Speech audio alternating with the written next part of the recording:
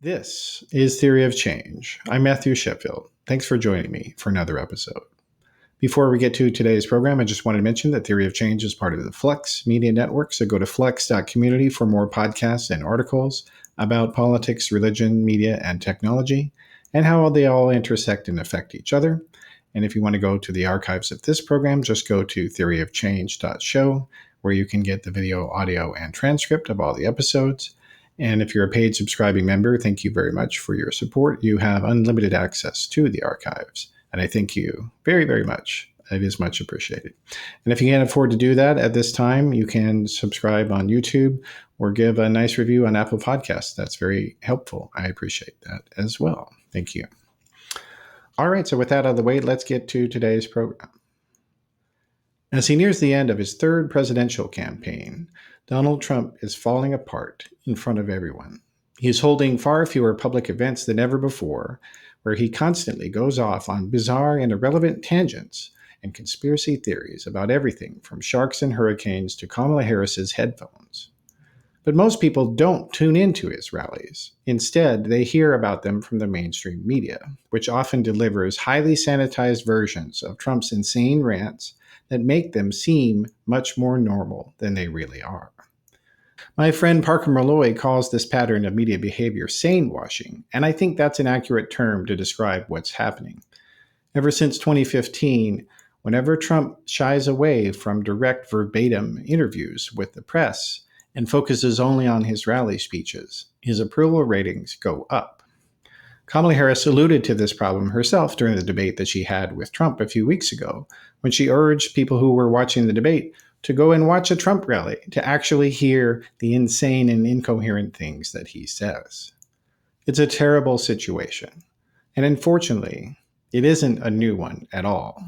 Sadly, the American press has been sanewashing Republican radicalism for many decades now, and it's largely because reactionary Republicans figured out how to hack the liberal epistemology by lying. Long before Trump began conning America, right-wing Republicans realized that there's no limit to what you can accomplish once you realize you don't have to tell the truth at all. One person who knows this better than almost anyone else is our guest on today's episode, Rick Perlstein. He's a historian who's the author of a number of best-selling books on the American right, including Before the Storm, Barry Goldwater and the Unmaking of the American Consensus. And he's got another one that's in the works as well called The Infernal Triangle, How America Got This Way, which we do talk about a bit in this discussion. I hope you'll enjoy it. And joining me now is Rick Perlstein. Welcome to Theory of Change, It is Rick. An honor and a pleasure. Yeah, it's really great to have you. It is. So the topic of today that we're going to be discussing here, as I said in the intro, which you haven't heard yet because it hasn't been recorded yet, is sanewashing. And a friend of the pod, Parker Molloy, I believe, was the coiner of that term. And she defines it as basically that when Trump has his rallies, the mainstream media will go and sort of sanitize them and not tell the public what he's actually saying and how incoherent and extreme that it is. And, I think it's a very valid critique. But on the other hand, this is a much bigger problem, I think. Yes, right? I think it's a fantastic word. Maybe it'll become one of those kind of like the Merriam-Webster or whatever comes up with the word of the year. That would be a really good one. Yeah. But it is, I mean, if anything, 8 years too late, possibly 80 years too late, right? But I think, 8 years too late is 8.5 years, let's say, is a pretty good benchmark because, I was doing political reporting in 2015 and 2016, and I went to New Hampshire and I went to rallies by, all the candidates. And, I kept on writing about Trump. And my editor was like, why aren't you writing about someone who could win, like Marco Rubio? And, there would be 20 people at the Marco Rubio event and like 2,000 people at the Donald Trump event. And, one of the things I did, because I, take a very literary approach to journalism and wasn't, kind of filing, 800 word, kind of dispatches on deadline. I was writing kind of Esquire style magazine articles, like Gary Wills did in the 1960s, or Joan Didion or something like that, was I transcribed enormous amounts of what Donald Trump was saying, and described enormous amounts of what I was seeing, like looking over the shoulder of someone who was reading the little, town newspaper in some New Hampshire town of 20,000 people, and looking at the obituaries and seeing all the 30-year-olds and realizing, this must be kind of a place that has a lot of, oxy problems and things like that, this dying industrial town. And, he was just saying, insane things. By the way, there's kind of a, maybe I should coin the phrase insane washing, which is kind of like the idea that somehow Donald Trump has kind of circled around the drain and is so off the rails in a way that he wasn't before.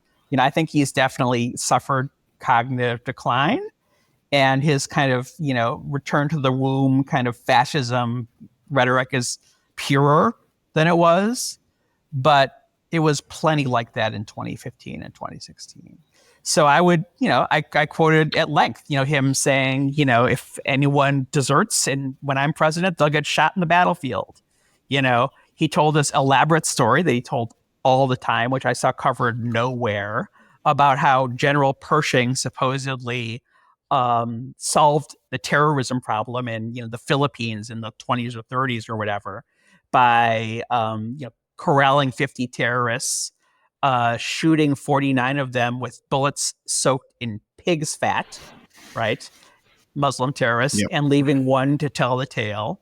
And of course, it's an utter urban legend, and no one bothered to either quote that at any length, including the crazy, grammar and stuff, or even bothered to look it up, which I did only recently, and found out that that was a common email chain. Yeah. Oh, it was. After 9/11. So, I mean, kind of the problem is obviously just, no curiosity or any kind of digging into what's happening. But yeah, B, there is a genre convention for how a presidential candidate is meant to be reported. And, what I talk about just an enormous amount in my writing about this stuff as a historian and a journalist is that the frames are everything. The journalistic conventions are everything. And they're ironclad. And if you want, I can kind of go into my little theory about how this particular convention came about. I theorized with Richard Nixon in 1968. But basically, a presidential candidate's speech should be reducible to 5 or 6 takeaway sound bites about policy positions. And it doesn't matter if, Donald Trump, pulls down his pants and poops on the stage, as long as he says something that can somehow be abstracted into 5 or 6, policy takeaways. That's how it will be reported in the New York Times, on CNN, and all the rest. And, you can't separate the dancer from the dance, form and function, form and content, I should say. What is in the speeches is a function of the fact that he's, doing this diuretic rant meant to, terrify people and present himself as the, savior who's going to prevent them from, bodily disintegration. And that story simply cannot be told and be recognizable as mainstream journalism. Because you're telling a truth that cannot be told. It's almost like it's like duck speak. It just doesn't, it's like it doesn't fit. Duck speak from 1984. They come up with this language that's kind of meant to be descriptive and keep people from having other thoughts. Duck speak just means like party rhetoric. It's just really just kind of like Mad Libs. Every article about a presidential speech is going to be Mad Libs. You can kind of fill it in. And therefore, that which does not, kind of meet that format will not, it's unrepresentable. It's just, Well, yeah. And it's also, and it's not newsy either. Like that's the other thing that is just so appalling is that it's what has been news. Yeah. Cause Trump says the same policy positions in his speeches, says the same jokes, like that idiotic The Hannibal snake, Lecter yeah. joke. That there was a cliche in the '90s, and the snake. Yeah, Yeah, but another one. Like, no one he says that when he says the Hannibal Lecter thing, he's actually kind of doing a dog whistle that migrants are cannibals. Yeah, I think so. But I mean, but the point being though, like when they talk about, and then he said he wants to build a wall, and then he said he wants, tariffs or whatever, like that's not news that he said those things. He says those at every single rally. So what you actually have to do if you're going to these rallies, you're going to cover them, is to cover this ambiance, is to cover the impromptus, is to cover the asides and the insanities. Like that's actually the news too. This other stuff is not news. I mean, one of the things that, when I first started, so like the first time I, started covering presidential campaign events in 2004, when I was writing for the Village Voice, I walk into my first rally in Claremont, New Hampshire, and I'm like, why are these guys all behind a iron grate? It's like the journalists literally caged themselves. I was like, why aren't they like? It's not that hard to go out into the crowd. You could tell these guys apart. They were the guys with the the press khakis. It was 2004. They had cell phones pressed to their ear, which was pretty rare, and they only talked to each other. So they weren't actually. Yes, they were not actually quote unquote covering the event. They were waiting for their little Mad Libs to fill in, and that was 2004, right? And was John Kerry or whatever. But so they're covering Donald Trump just like they cover John Kerry, even though, it's apples and oranges. It is. And we'll get into this further, but, you're working on a book right now. And one of the big portions of the book, which you shared with me, is how the media did this exact same sanewashing practice with regard to the Tea Party when they came along. And, and both before and after it kind of collapsed on itself. So, when they first got started, it was, oh, wow, look at all these independents. And they're just politically moderate people. Look at them. They just want something different. They're upset. And then, after it all kind of went completely, revealed itself undeniably for a far right movement. And then Glenn Beck, did his rehabilitation tour. So take us maybe back to the beginning of all that first, and then we'll get to the rehabilitation. Grotesque and a really important kind of way station to how we got here, right? Subtitle of the book I'm working on is How America Got Here, and really, I start with the 2020 South Carolina, primary between John McCain and George W. Bush, and kind of go to the present. But the beginning of the book, I do this 2009 to 2010 period because it just exemplifies all the crises that have become unmanageable right now. And the biggest one is the press. So we get this new president, Barack Obama, and some of your younger listeners may have heard Grandpa talking about how unbelievably exciting it was. If you were anything other than, a conservative, and that this, African-American president, there was an enormous wave of progressive energy. If you look at the polls, it's ridiculous polls, like, 75% of the country wanting to raise the minimum wage in 2007 and 68% of small business owners wanted to raise the minimum wage. It was truly a progressive movement. This guy, comes along, and, we can kind of skip over, the complications of Obama himself. But it's really true that, a lot of the, kind of Bigfoots of the mainstream press, the agenda setting elite political journalists. I tried to find a good acronym for them, but I haven't. But I call them the agenda setting elite political journalists, which basically means, the people with titles like Washington correspondent or, chief, Capital columnist or whatever, the Bigfoots, we're very excited. And his election was treated as ending a chapter in American life of racial division. It was quite astonishing, quite naive. But for the purposes of our discussion, it was so over the top that I think the ideology of balance, which, obviously is their religion, just kind of demanded a countervailing narrative, right? So they needed the Tea Party, right? They needed the idea that there was this backlash against Barack Obama to kind of right the scales, because unless they do that, they don't see themselves as professional. They don't see themselves as doing their job. They had a guilty conscience, right? So when the Tea Party came about, it's really quite extraordinary. One thing I really stress in my book is there was always amazing coverage, but it would come from alternative media. The same alternative media that was telling the truth about Iraq,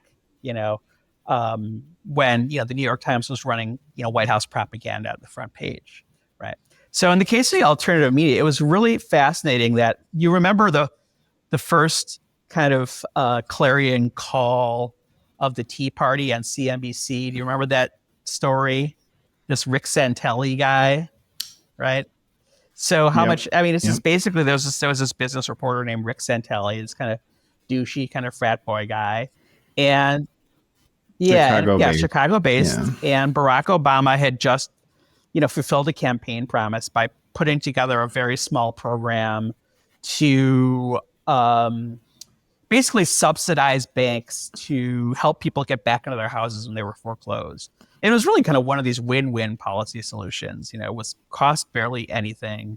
The banks would get a really nice, flow of revenue at a time when they were, ready to go out of business. People would get to go back in their homes, neighborhoods that were kind of falling decrepit because of the subprime prices. So it was just, and the government would earn their money back. Yes. And it was also completely neoliberal.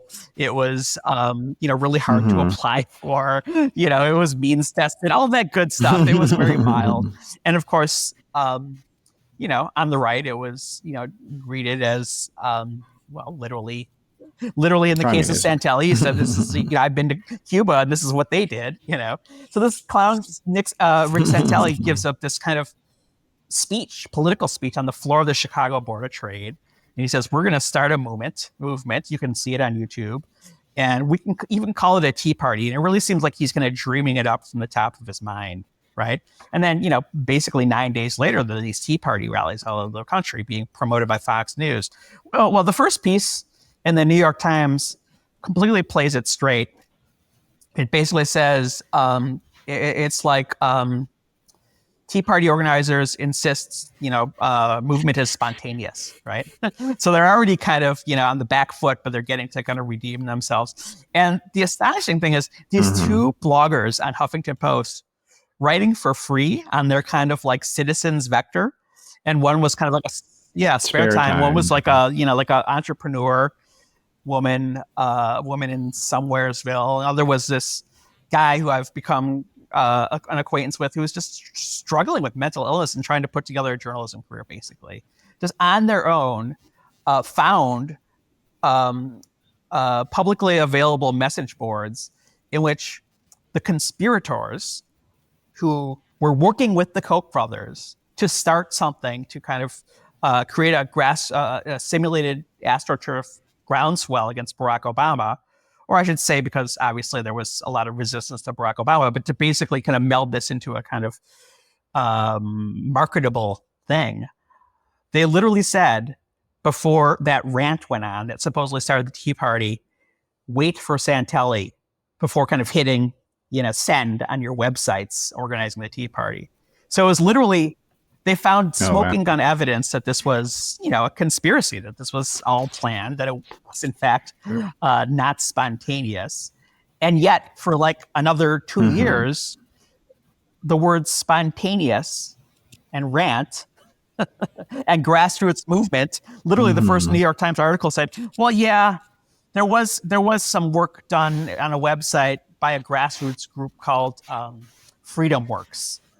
A grassroots group. Now you have to laugh, because, Freedom Works is like the AstroTurf of, kind of silo of the Koch brothers empire, right?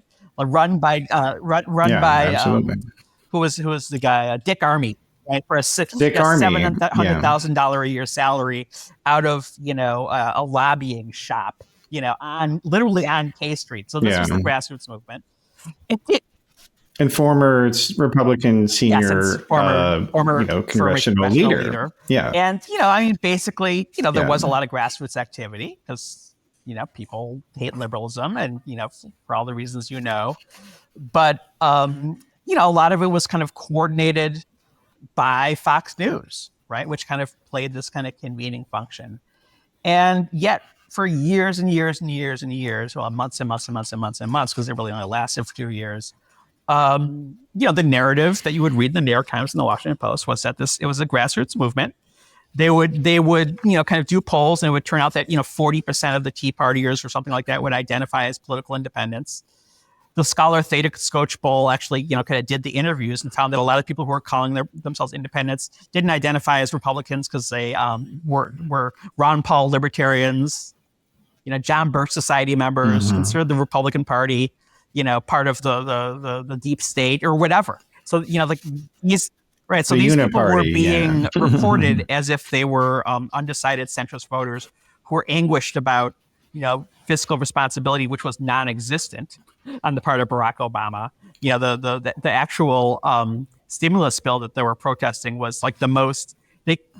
Joe Biden was basically in charge of making sure all the money was spent responsibly, and they were just like in the classic Democratic way, like Boy Scouts, kind of dotting their I's and crossing their T's, but it didn't matter. Most of the initiatives were spectacularly successful. Well, and in fact, and I'm sorry, and the actual left thought it was too small and was angry at Obama.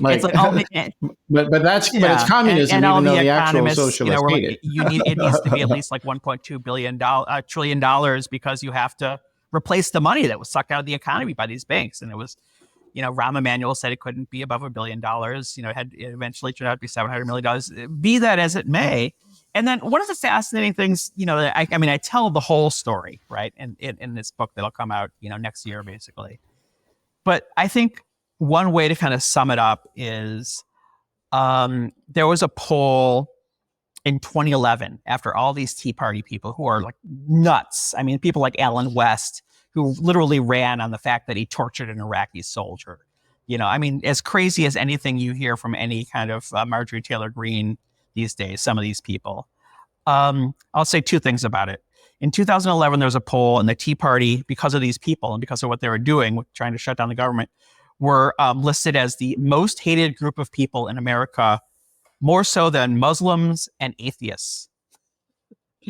Whereas, the same kind of poll, in 2009 was, the Tea Party sounds great. So when people actually, all they knew about the Tea Party was what they saw in the evening news or read in the newspaper, they were fine. And then when they actually got power, everyone saw they were crazy. And, I found these unbelievably fascinating examples of news reports where the actual copy in the newspaper or the voiceover of kind of the Associated Press syndicated TV news segment would talk about, there were all, these middle Americans were spontaneously erupting in protest against fiscal, irresponsibility, which, by the way, is the one issue that, these kind of Bigfoot journalists are most conservative about. They're obsessed about deficits. No actual Americans care about deficits, but the media sure does, right? That is just a grassroots, spontaneous, logical, commonsensical uprising against, high deficits. And then the picture of the crowd would have, fight the New World Order or America is a Christian nation, right? So you can kind of see the sanewashing, right there. And, just to not let Barack Obama off the hook. And then when in 2010, when this, often based on, outright rank, QAnon-like lies that there were going to be death panels in the Obamacare, they win office and take over Congress. So, Barack Obama really only gets 2 years to kind of shoot his shot, right?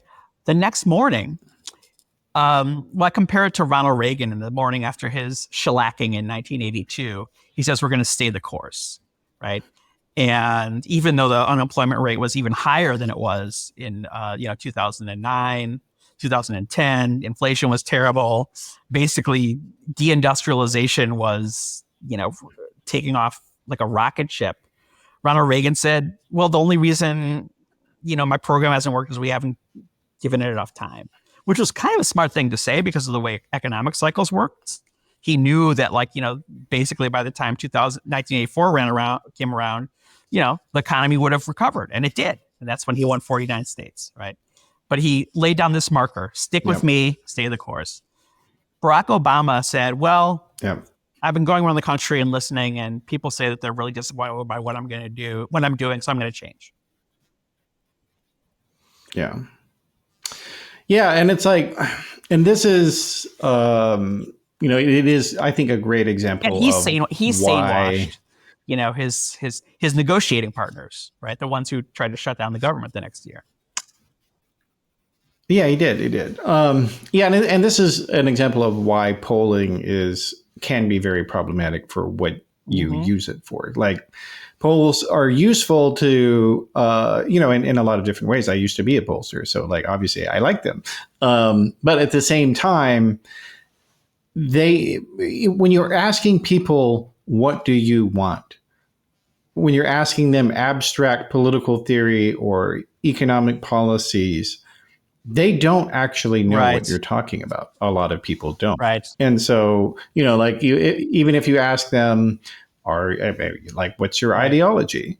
They don't really actually know. Or if they do, or they might give you an answer, but their ideas are all over the map. And so that's why self-assessment is usually unreliable in sociology. And so, you got to use a battery of questions that are not explicitly ideological. And when you do, what you find is that, there's this, in the mainstream media, there's this obsession with the idea of the median voter, and that they think that most of the public is in the middle politically. And it's just not true. It's simply not true. The reality is that there's a lot of people who are socially, very conservative. Like a lot of Black Americans are that way. A lot of, Democratic voting, formerly Democratic voting white, call it non-college educated voters were that way. A lot of his, and they have very right-wing religious viewpoints, but then on economics, they have kind of left-wing viewpoints. So are they centrist? Like, those people are never called centrist they're never even talked about. No, it's always these in the pre-existing media narratives of what the word looks like. When we were talking about how the Christian right reasons, when we had our kind of discussion during the Democratic convention, during the Republican convention, the Democratic convention in Chicago, and you taught me the philosophy behind the idea of inductive reasoning, and I told you my favorite word, which is eisegesis, right? Which is the opposite of exegesis. Exegesis is what you do when you have a body of information and you try and use your critical thinking tools to interpret it and come with conclusions. Eisegesis is the opposite, where you have a conclusion and then you use a body of evidence to kind of affirm your conclusion. And frankly, there was just a staggering amount of eisegesis on the part of the elite media, and they polled Tea Partiers, and they're like, "What is the main reason you identify with the Tea Party?" And it was 5 or 6 things. And by the way, the best New York Times most important headline was Tea Party avoids divisive social issues. Right? Again, this is the one where they have big banners, the things right in front of the camera, which you can see on camera, but they don't talk about in the media. Mullen Lobby, don't take away our guns and all that stuff, right? Oh, here we go. New York Times published a poll the day before the 2010 tax day Tea Party rallies. Oh, and there's another great poll, and it's like deciding which polls to report is important. There was only one person I ever saw who noted this poll, and it was in business. It was in Forbes, actually, of all places, that the public thought that taxes were just right in 2009 at a higher level than at any time before the Eisenhower administration. So, what did T stand for in Tea Party? Do you remember? Taxed enough already. Taxed enough already. So here's a poll that was published in the New York Times on April 14th, 2010, before the big Tea Party rally. By the way, the immigration rallies that year were much bigger than Tea Party rallies. It asked adherents, what should be the goal of the Tea Party movement? And these are the possible responses. It wasn't open-ended. Reduce federal government, cutting budget, lowering taxes, electing their own candidates, creating jobs, or something else. So the idea that the Tea Party was, Wow, that's terrible. keep our guns from being taken away, keep immigrants out of the country, all these stuff that you would actually, Stop and actually there was a abortion. Yeah. sociologist, again, alternative media. Oh, the best reporting on the ties to the Koch brothers and how they kind of came up with the idea of workshopping with the tobacco industry, in the 90s, came from scientists, tobacco scientists, who were doing work on the tobacco industry and so they came out with an article in like Public Health Quarterly or something that like totally nailed, the Koch brothers footprints all over this stuff. There's a sociologist who was a graduate student then, professor now, who just went to Tea Party meetings. And he literally showed the leader, who was kind of like this, literally came from Numbers USA, the kind of white supremacist immigration group, right? Anti-immigration, who was training them about what to say to journalists and saying, don't criticize Barack Obama, say we're just as mad at Bush, don't have any embarrassing signs. Glenn Beck banned signs when he had his big rally at the Washington Mall, which was on the anniversary of the I Have a Dream speech, right? So, I mean, it was what if the New York Times, instead of sanewashing, had said, you have a disciplined cadre of leaders who are explaining to people exactly what they say to the New York Times. Instead, they would reach into their Rolodex and use their kind of sources in town. And they would be told, well, of course, this is just a movement of middle Americans who have no interest in divisive social issues, but just want, their grandchildren not to have a, big deficit passed on. The national debt. Yeah. Yeah, it's true. And like, I think that this, and the right wing keeps doing this to the left and the mainstream media, especially. They've done this, as you've documented, and many others have documented over the years. Like, William F. Buckley Jr. was, I think, the original sort of promulgator of this idea. Like, this was a guy who was, friends with many white nationalists, actively wrote in favor of segregation, was friends with people who were fascists. Africans will be ready for self-government just as soon as they stop eating each other. Yeah, exactly. But at the same time, he would go and, use multi-syllable words on ABC News and whatnot. But even then, he like threatened to punch. He threatened to punch Gore Vidal, and that still did not harm his. Now there was an interesting kind of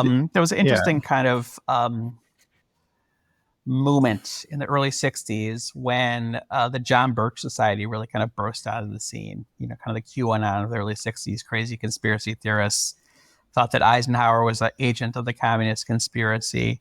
And they were just, savaged in the press.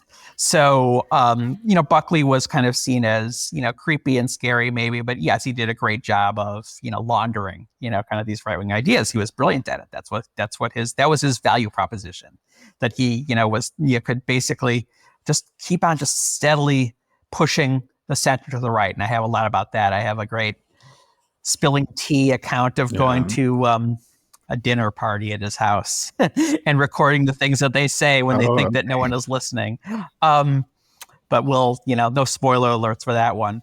The other thing is I point out that, Time Magazine, would cover the John Birch Society and say they're one goose step away from the formation of goon squads. Right. So there was this kind of raising of the alarm by a generation that, remembered Hitler. Right.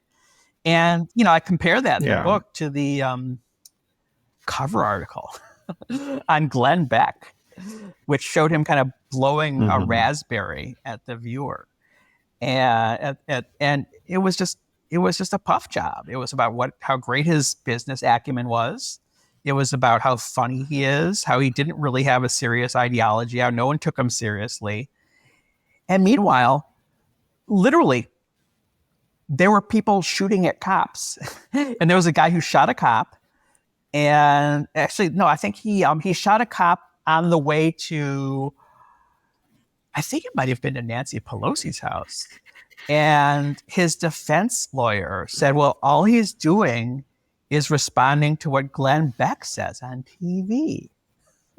At the same time as Time Magazine is putting Glenn Beck on the cover and saying he's kind of charming and harmless. So if you want to know, why the media and the Democratic Party wasn't ready for Trump, I mean, this is a pretty good explanation, I think. Yeah. Indicator. It is. Yeah. And it's like, I mean, Republicans invented political consulting, and they really invented. And then, the tobacco industry kind of pioneered a lot of these stuff, disinformation. Yeah, they came up with the phrase that Tea Party. AstroTurf. Yeah, but also like the idea of, well, we don't have to refute your arguments. We just question your motives. And we're saying there's a debate, creating a debate. A lot of times we just have to have debate. Yeah. The right says this, the left says this. There's a pretty good obscure book about the history of think tanks by a guy named Jason Stahl, who Stahl, whose job now is starting a union for college football players. But he demonstrates how the American Enterprise Institute in the 40s and 50s and 60s literally came up with an idea of saying, if we say that everything is a left-right debate, then that will automatically get more right-wing ideas into the media. And, they would say the Brookings Institution, which would do these kind of technocratic, kind of quasi-scientific, public-spirited kind of studies, were the left pole. And the right pole was them, and later the Heritage Foundation. The thing is, though, like all this, this fake layer of Republican PR, like I call the people who do it, I call them fictitious Republicans. So, people like Ronna McDaniel or Hugh Hewitt or, that will go on TV. Yeah, that their goal, they have been in the business of sanewashing for, but the thing is, though, like these practices that they developed of sanitizing and covering up their motives and not talking about their ultimate motivations, their actual full agenda. What it's done is it is a hack of the liberal epistemology, because the right-wing worldview is, this is a fallen world. We're all, everyone is a sinner. They're awful people. Life sucks. It will never get better. So you might as well get what you can and fuck everyone else. Like that's the right wing, sort of worldview. And the left wing worldview is, well, people are good, and we shouldn't judge them. We should, think about them as full persons and not question their motives. And we all want the same things. And that's essentially what. Yeah, we all want the same things. I think it's an example of entryism, though, because like that was a practice that was very commonly done by communists in the Cold War. People working for the USSR, that they would come into labor groups or Democratic Party groups and say, well, actually, I'm a liberal too, and I want to. And as I overthrow pointed out before the storm, a lot of these guys were literally based their techniques on Stalinists. But I have a different theory about left, right, conservative, liberal that I kind of spell out a little bit in the book. But a lot of it has to do with the fact that liberalism, and this is also a beef against the left, where they say, oh, liberals are the people who, believe in the free market, like they did in the 19th century, right? Liberalism is always just the people who want to maximize liberty, right? Expand the ambit of the people who are considered fully human. Women used to be vassals of men. Serfs used to be, literally belong to the land where they lived, right? Gay people were pollution. Black people were pollution, and each generation expands that circle. And it's very unfashionable in academia, but I really have a kind of Whiggish view of progress, even though, we have 50 million people dying in World War II and the possibility of nuclear annihilation. I think the circle of people who are considered fully human has steadily expanded. The latest is, people who have gender dysmorphia, which have existed in all societies, but suddenly get to be full citizens. But there's always reaction against that. So to me, conservatism, the right reaction, is just a kind of natural function of this fact, of what I consider kind of a fact, the expansion of human dignity. And You know, in the 19th century in Manchester in the 1850s, the kind of Economist magazine was liberal because deciding what you can buy and sell individually instead of by the sufferance of the crown was an expansion of human liberty, right? It's not now, but it was then. So anyway, that's the basic rough outlines of it. But it's a little bit in the clouds. Oh, actually, I think I hear your wife now. It's a lovely Chicago day. It's 70 degrees. Okay. And now we're out in the Nice. out in the veranda. Okay, well, good. So, but just going back to what I was saying, though, that right-wing PR and fictitious Republicans invented sanewashing, but they did it to hack the center to left, the liberal epistemology. Very clever stuff. And it is. And what's so frustrating is that, you've got the Democratic Party is filled with PhDs, is filled with, political scientists, filled with consultants who have done this forever. And they don't seem to be aware that this happened. And the media is filled with people, who, I guess they're not filled with philosophers. I mean, I've heard of this on the Democratic side that things are getting better, that they're kind of generations who've been kind of absorbing what people like me and you and lots of other people have been pointing out.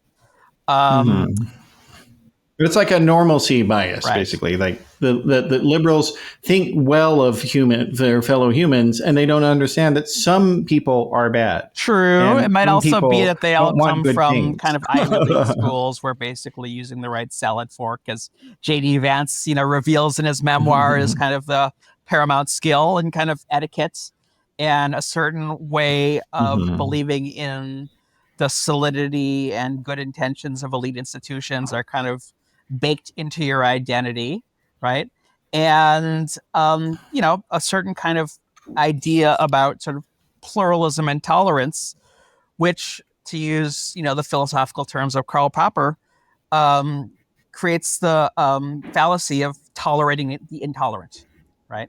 So, the paradox of tolerance. Yeah. So, the way I like to put it in one of my new formulations is that journalistic norms should not be a suicide pact.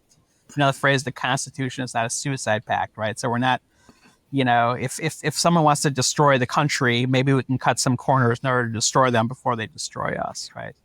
But the journalistic norms, the usual kind of both sides, you quote what someone says and you don't editorialize by saying whether it's wrong or not. You don't dive into how conservatives weaponize, the norms of fairness, liberal norms of fairness, in order to eventually uproot them in a very cynical way. That's just not part of journalism. But unless this generation of journalists, which is going to be very hard, figures out a way to kind of deal with issues of, fairness, which has to happen, and, some kind of sense of, objectivity, whatever, or fairness, or however you conceptualize it, right? That allows the liberal institution of journalism not to be destroyed if the MAGA types win, then they will be placing their own profession in existential jeopardy. And there won't be any independent political journalism, right? As there are not in authoritarian countries. And I see very little of that in journalism. I see very little methodological self-criticism. I tried to start these conversations. There are wonderful journalistic critics, in the school of James Fallows and all the rest, who understand this perfectly. Sophisticated people who have been, like James Fallows is the editor of U.S. News and World Report, right? One of the three big news weeklies. He was in the Carter administration. He's not some crazy far out, hippie. Right. And he understands how this stuff works perfectly, but he has not received a hearing.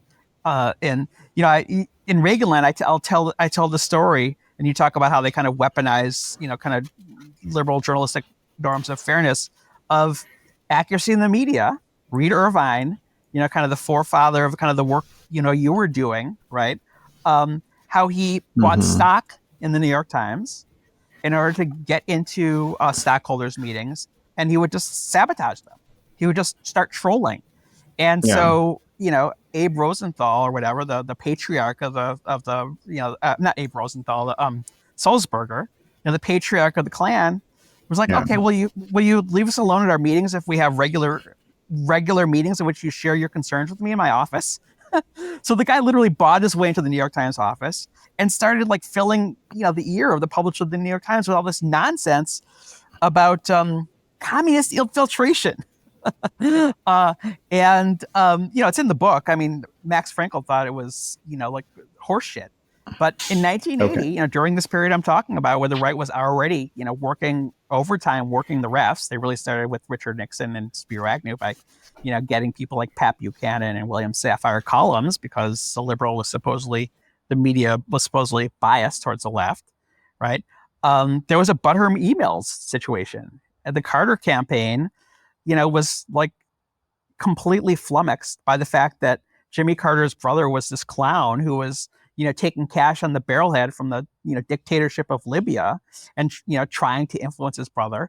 Completely, it didn't succeed. There was no fire there. And meanwhile, the Reagan campaign had their main national security staffer, a guy named Richard Allen, who's still alive, was completely corrupt, kind of doing corrupt business with Japan. It came out during the campaign. Again, the alternative media, Mother Jones Magazine, which did amazing freaking stuff on the Tea Party and their ties to the militia movement, and the only reporting on the Oath Keepers at the time when they came out, which was during the Tea Party. Oath Keepers was basically the militia auxiliary of the Tea Party, right? Mother Jones did an expose of this guy, and they delivered it to every reporter who went to the 1980 Republican convention, and it got like no pickup whatsoever, where the New York Times had 50 articles within the space of like a couple of weeks on Jimmy Carter's brother. It was the Butter emails of 1980. And Hunter Biden. Yeah. Exactly. It's a serious problem, but I will say on the other hand that, I mean, there is a paradox of sanewashing and the media not telling the full truth about Republicans, is that it does enable them to get access inside these Republican Access is a tricky one. Political circles.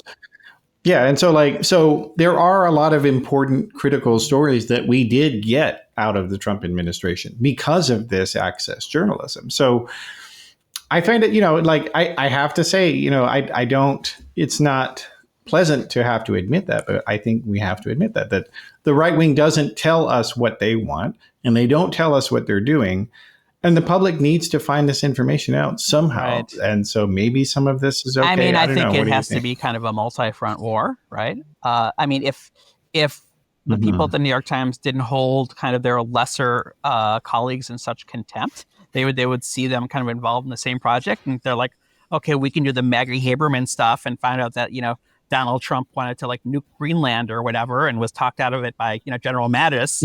And, these activists, kind of at like, Southern Poverty Law Center are, talking about how, they want to link up all the National Guards in order to kind of, take over the border or something like that. If they saw themselves as kind of part of the same enterprise, right, as comrades and colleagues, and basically just coming up with the truth and understanding the stakes. But that's, not how the New York Times thinks about things. I mean, there's the tradition of what they call the beat sweetener, right? And, in my journalism that I was doing in 2016, I wrote about NPR's beat sweetener, Michael Flynn. And they interviewed one of his colleagues at one of his jobs at, I think, like the Army intelligence chief or something like that. And he talked about the colleague. She talked about how charmingly messy his desk was. And then literally she starts saying, and he's so disorganized that I think that, like America's intelligence capabilities will be in grave threat. And they're like, okay, we have no time. And you could just kind of see them saying, wow, we're not going to get anywhere with this Michael Flynn guy if we, tell the truth about how dangerous he was. And this was, a time when, the stuff he was doing with Turkey, and he was a loon even then. I mean, he got fired by Obama for being corrupt and crazy. And crazy. So, can you do beat sweeteners? I think you have to do it in a very tactically shrewd way. I think you have to do it as part of a long game. I think you have to be willing to burn sources if they screw you. But, I think instead it becomes, the kind of coziness between journalists and sources that, Timothy Krause wrote about brilliantly in The Boys and the Bus, which is, I think, is one of the most morally penetrating books about power and its uses. And, people will just remember this book about how, reporters drank a lot and womanized. But it's a really great book. And, one of the things he talks about is how this buddy stuff works. And also how conformist journalists are. The best scene in there is where there's a Democratic debate. And there's a guy named Walter Mears, who was like the Bigfoot AP guy, kind of like the, sort of like the Maggie Haberman of his day. And Peter Baker. He was around for a lot longer after that book. Literally people would look over his shoulder to see what their lead was supposed to be for the next day, right? I mean, it's a very cliquish bunch of people. And the fact that, no journalists, no longer kind of come out of this kind of hardscrabble kind of working class attitude, but come out of this, very refined either academic world or upper class world where you can afford to do an internship, it doesn't help anything. They're just not very worldly people, right? And they behave like an aristocracy. And they also, the Republicans that they know are also not representative. Like, David Brooks, now currently brands himself as a centrist. But he hasn't changed. Well, he was up for. He was when William F. Buckley was getting ready to retire. The talk was that two of the people that would possibly replace him were David Brooks and David Frum. And there was a fascinating profile of. But they were both Jewish, literally. So William F. Buckley and George Will, right, who's still on the scene, literally agreed that the person who edits the flagship conservative magazine, you'll appreciate this, had to be Christian, right? It's exactly what we wrote about when I wrote the profile of you. Even though George Will is an atheist. I did not know that. I'm sure he pays tribute to the Prince of Peace, right? But William F. Buckley has somehow recorded by history as the guy who kicked the anti-Semites out of the conservative movement. Yeah. No, it's you couldn't get a better example than what he decided to do with it. Yeah, and it's like, I don't know. So to go back to the idea that the solution to sanewashing has to be a multi-front thing. Like, there is some value in this speech sweetener, in this both sides journalism for public knowledge. Like, unfortunately, that's true.